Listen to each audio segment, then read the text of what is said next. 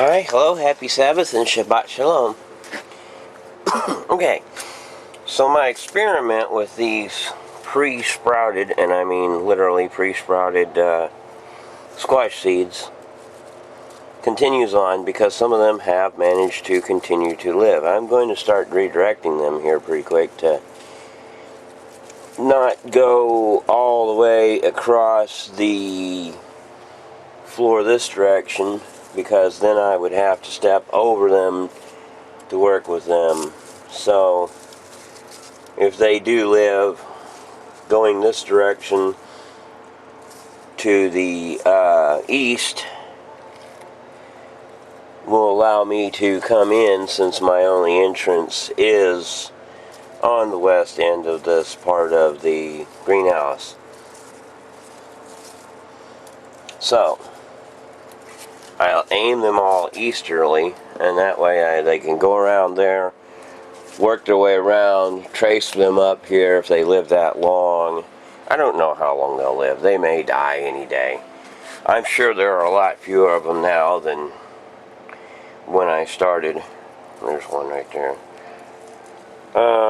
They're very frail, they're very delicate, and they may not live very long. But with this cooler weather, who knows?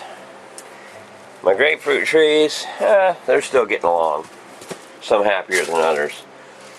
This avocado looks a little rough, but it could be there was too much water in there.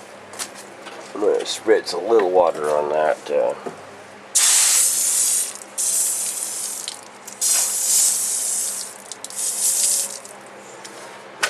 After all, being on flat concrete, it's kind of hard to imagine it's getting a whole lot of water.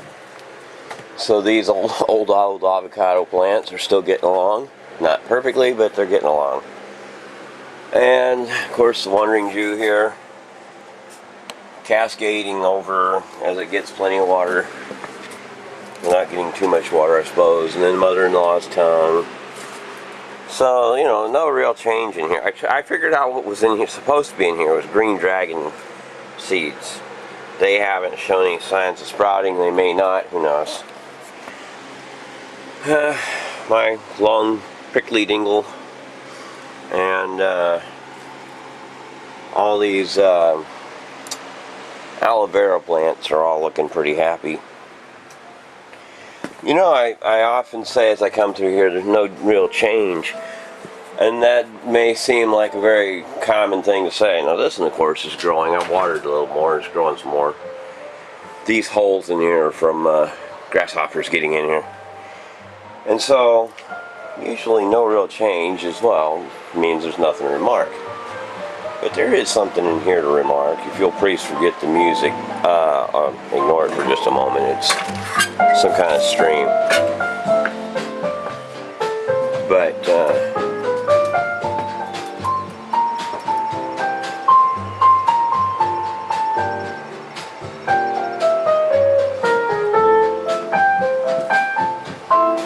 that amaryllis. By the way, also,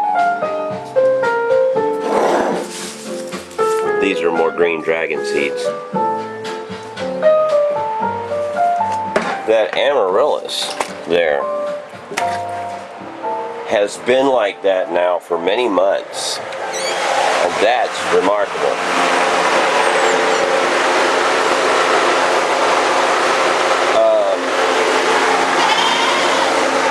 For the longest time, it didn't want to have more than one leaf. It hasn't flowered, but it's put on leaves, and they're pretty leaves.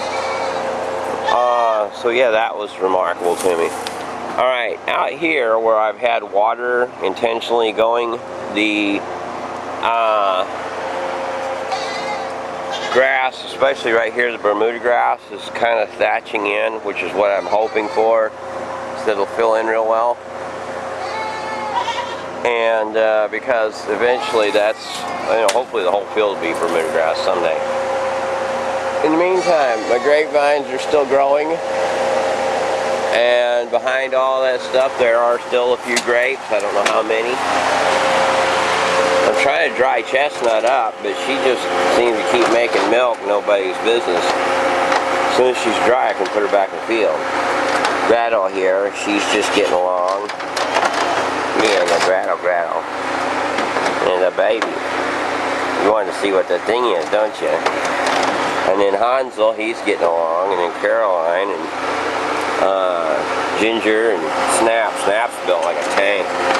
Snap's going to be a deal. She is just filled out with all that Kiko. And goodness. So, when I get all that downstairs field work done, then hopefully I can put all the babies, all the girls anyway, downstairs. Well, except maybe Sam. She might stay up here, I don't know. Because I don't know that she's pregnant yet. I really want to get her pregnant with Mr. O'Malley there before I put her back out with everybody else. And this upstairs field, you'll notice that right down there in that trough, there's more growth. And I think that's just, part of that's water coming off of the condensation of the rooftop going in there. And part of it's just, it's a low spot, so any water that comes from anywhere collects there. And part of it is just that the groundwater seeping through the rocks comes out there. Up there, of course, is just the water from the watering bucket. And so that's just kind of to be expected. Whatever these flowers are, now that I've gotten rid of most of the, at least at the moment, I've gotten rid of most of the blister beetles. They're pretty much in full bloom everywhere. Again, here's another one I don't know the name of, but it's putting on little white flowers. Of course, ragweed puts on a fairly nearly invisible flower. And then all along this row here is waxweed, and it goes all the way along there, and then there's the sunflowers on top of the rock pile again, and those haven't really changed a whole lot yet. In here where I mowed this to get rid of some of those non-flowering dogwoods, a little bit of Bermuda grass is filling in, and again I'm hoping that this will all become Bermuda grass at some point. We shall see. All the berry vines have completely finished what they've, all their flowering. The surprise lily round 2 has gone dormant.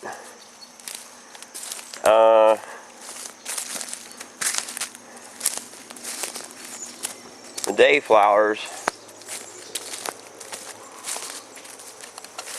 if I'd have gotten out here an hour or two sooner, these day flowers would have been in full bloom. And they do get pretty bright when they're out in full bloom, but right now they're already receding. They're already shriveling up from completing their morning bloom. And then over here, of course, the actually this rose of Sharon doesn't look like it's opened up for the morning yet. Looks like it's still not awake yet. I don't know how long it is going to be before it completely finishes blooming for the year.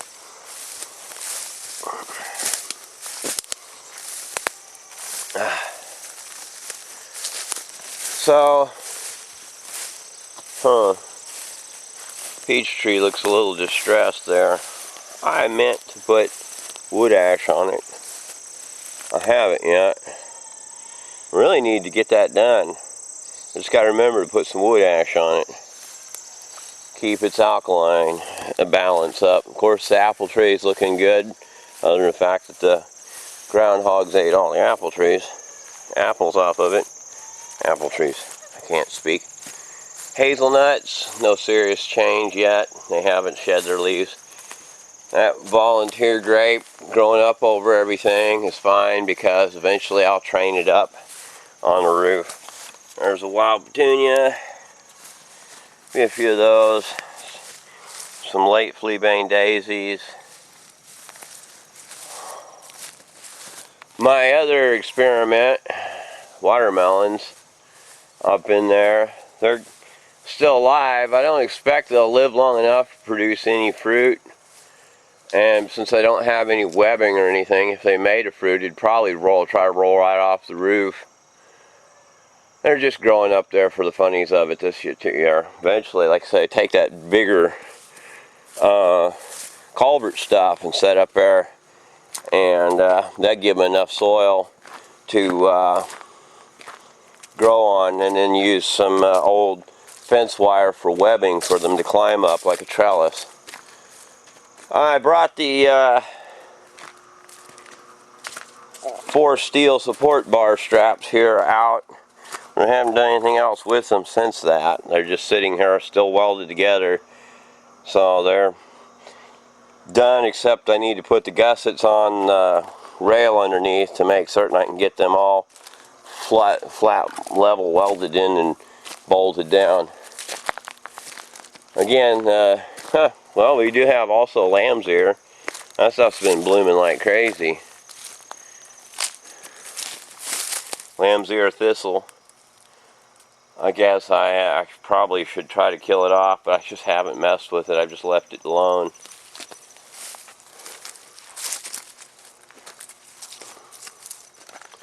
My attempt at raising a sweet potato has failed. At least that one has. Again, those sunflowers up in here are just they're heavy enough to fall over on their own. Onions, and they're going dormant. Same with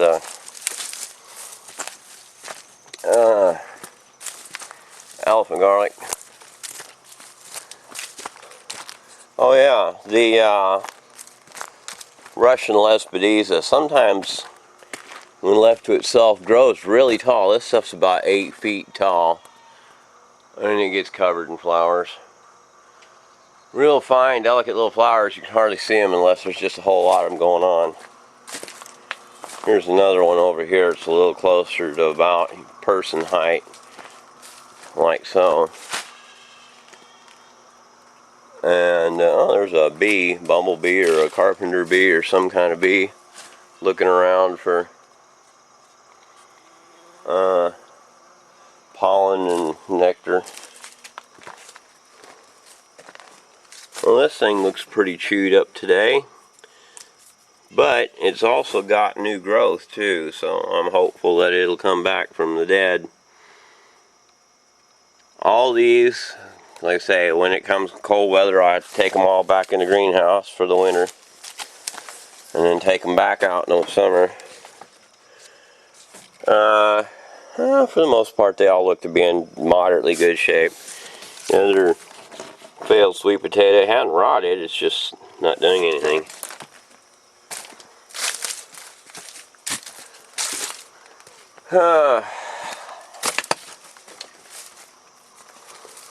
And again, of course, the regular Lespedeza is flowering. I got a couple new shoots of growth off of my one asparagus. Put up a new stem, and then the old stem that was looking like it was dying put on some new growth. That's neat. Keep saying I'm gonna move it someday. Probably never will. And the ironweed's still putting on flowers. It hasn't completely given up. So the goldenrod is doing pretty good. I wouldn't say it's making the fields glow by any stretch of the imagination. We're just getting out there.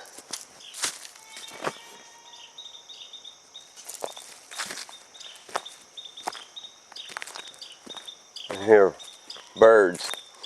I'm starting to think most of the birds I hear nowadays are some variety of a woodpecker, because it looks like we've got about 30 or so different kinds of woodpeckers. Okay, here's one that just recently. This is a form of pea that makes like a beggar lice. And boy, is it covered and covered and covered in little bitty tiny purple flowers. And then this is a form of mint that was doing better during the year, and then it quit, and now one come up late. I don't know, it's not a larkspur. I don't know, let's say it's a mint. Here's one too. Oh, that's pretty cool. Don't know what they're called. Again, I got so many flowers here and I don't know what they're called. I wish I had a way to have somebody who's an expert come through here every couple weeks and just mark down what it is that's growing and say, yeah, here it is. It's a so and such flower that will bloom roughly from such a time to such a time. And see, at one time this field was full of daisies. Now it's full of Lespedeza. And who knows what it'll be full of next year. I have not even made a remark about these because usually they just die off. But this year, this thing has put on a longer lasting set of cherry plums than any previous year. And they may not one of them make it till they're ripe, but that's the most it's put on for the longest in the year it's put on. Looks like the neighbors are coming down.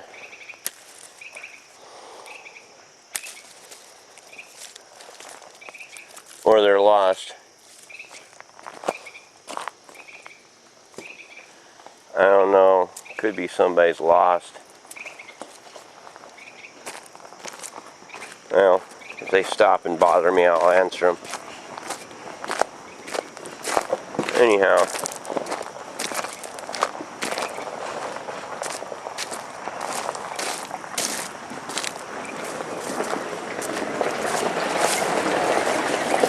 Probably somebody that Holly knows.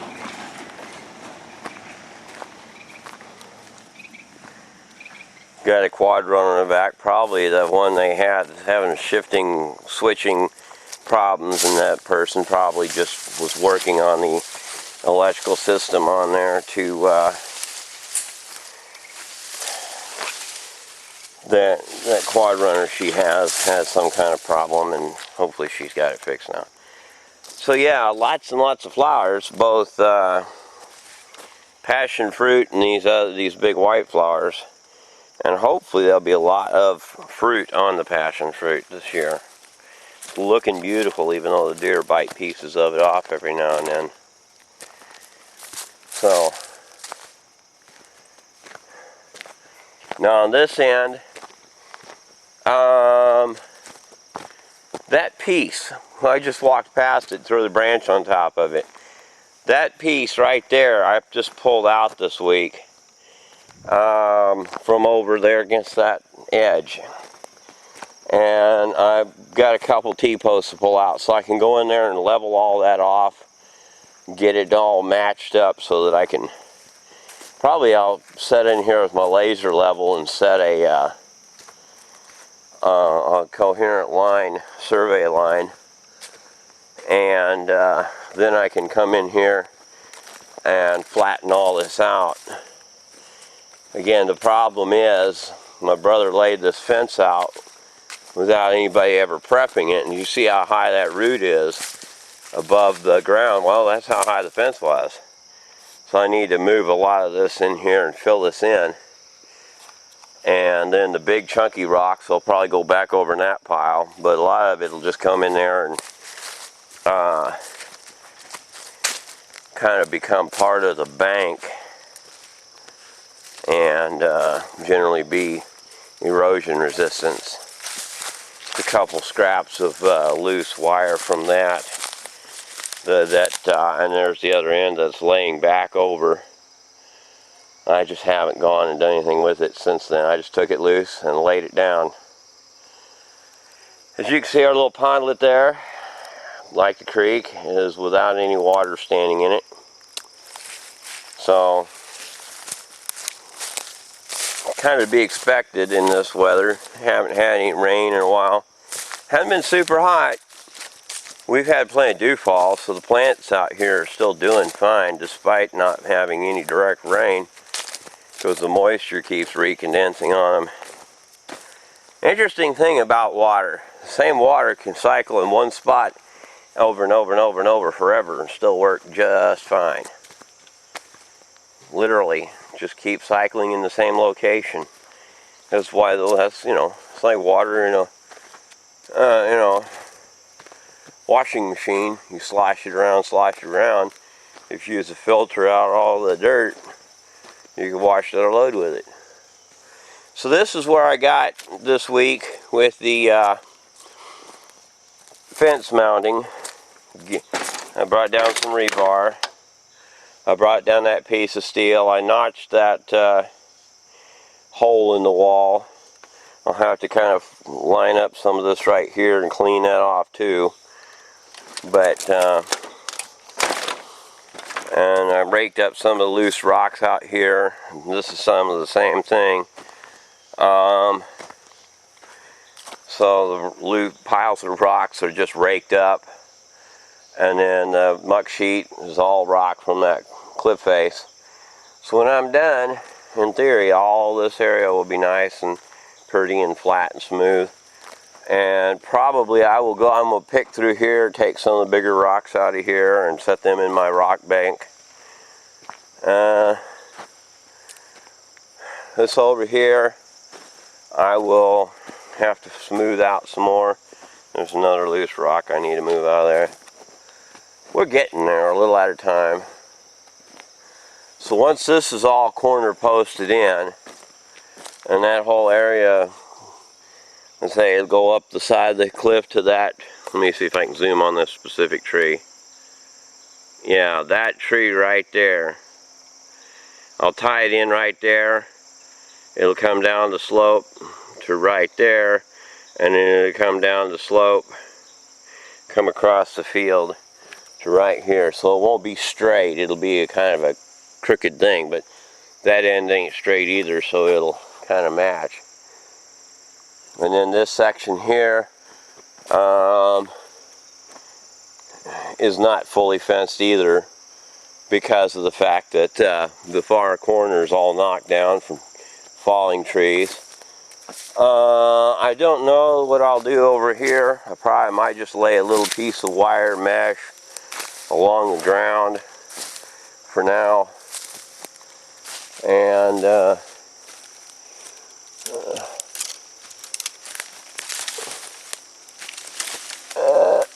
well, I'm not going to mess with it anymore. If I want that down, I'll just break it off with the track ladder. So I still haven't done anything with these trees over here, but that's part of that eventually. Now again, even though we don't see a lot of rain over here, part of this moisture is from the watering of the animals, and part of this is groundwater seeping out of the side of the hill. But there are wet spots along here. Let me get in here. See, these things are flowering along nicely. It's kind of a blocky, chunky looking flower. Not very graceful or delicate, but it's a flower. So yeah, this area here, from back in that nook, water's coming down there. Then you come over here. Now, some of this water could possibly be from the septic system. I don't know, because the lateral lines are above this, so I have to assume some of that has to have septic tank water in it. In other words, wouldn't be advisable to drink it in its existent condition. And then right along out here, right off, practically off the top of that point, is the gray water line. Although it's not very wet at the moment, which I couldn't tell you why. I don't remember. I mean, it's a little moist along through here though. Some of this is actually natural water though from the hill, so I don't know how much, but some of it. This is neat.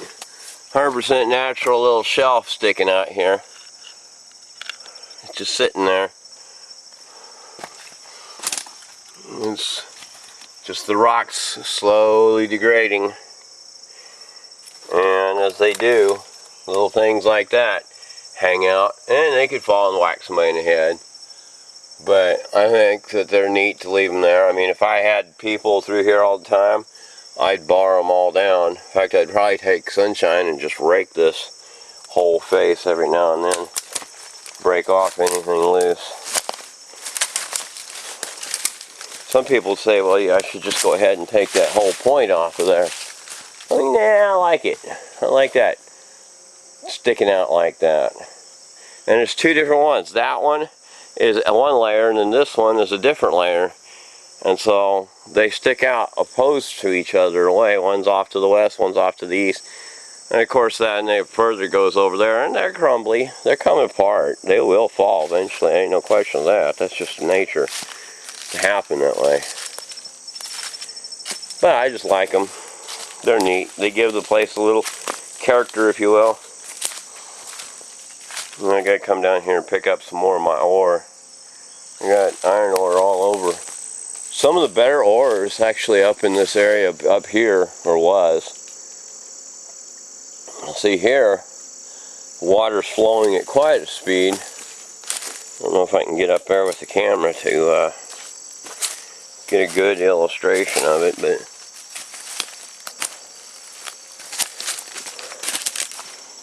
you know, it's all good and juicy and wet through here. And the water's getting along there with quite a little trickle. So over there usually it's wet, but right now it's dry. I'm not for sure if that's because of how it's getting, water's migrating through the rock, cracks or anything, or where the water's actually coming from before it gets there. Oh, that's just a spider web. Wonder if that was, it looked like a piece of Teflon tape. Just a piece of spider web. Anyhow, so water keeps coming out of the ground. Again, another little jutty sticking out over there. Looks really neat. Just leave it alone and let it be. This big old chunk of chert could fall at any one moment. I really don't like standing on it when I remember it's there. Because if it broke, it would just be like over with. If you were under it, it'd just smash you like a bug. I don't think there's any solution. There's no way of escaping. I guess if you dove right into that low spot, it might roll past you and flip over, but it's only being held by a tree. Mom likes it for some reason. Same argument, it adds character. So I leave it alone. Hopefully this coming year I'll get over here and work on my little garden plot and bring it up where it's above the floodplain. So there's so much moisture here that sometimes it floods. Here's another flower, probably a relative of those others I pointed out. This one's a little pink. I don't know what it's called, like any of the others. And then there's that mint, and it's still, I don't know, it looks like it's about done flowering for the year. I don't know, I see one up there, and there's just, if I can get up to it without getting stung, or harassing the bees where they run off. There's a morning glory. Oh, that's neat. Once in a while they show up. Yeah, see, there's a bee trying to find flowers. Yeah. Nifty little things. So eventually I've got to move all this soil around too. It's dirt banks around here are essentially banks in a way. It's just stored soil. Eventually this whole place needs to be leveled, elevated. Not leveled as in brought down, but leveled as in brought up. That's going to be many years from now. I've got to go through here and fight my perlament some more. That's pretty much everything. The baby goats are crying at me. I need to feed them. And then that's pretty much the whole everything going on this week. More of these flowers again. They're kind of clumsy and sloppy looking, but they're pretty enough. They almost look like a child drew them. They're really kind of misshapen compared to a lot of really symmetrical flowers. So,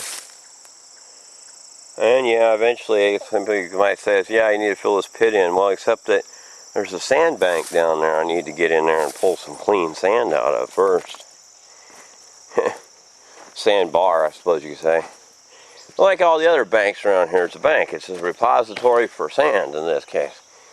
Get in there and clean it off, and even if I have to undermine the other soil to get to the sand, that's fine, because if it falls in, well, it's just a new level of the ground, I guess. We shall see what we shall see. Alright, well, we will give you another report later.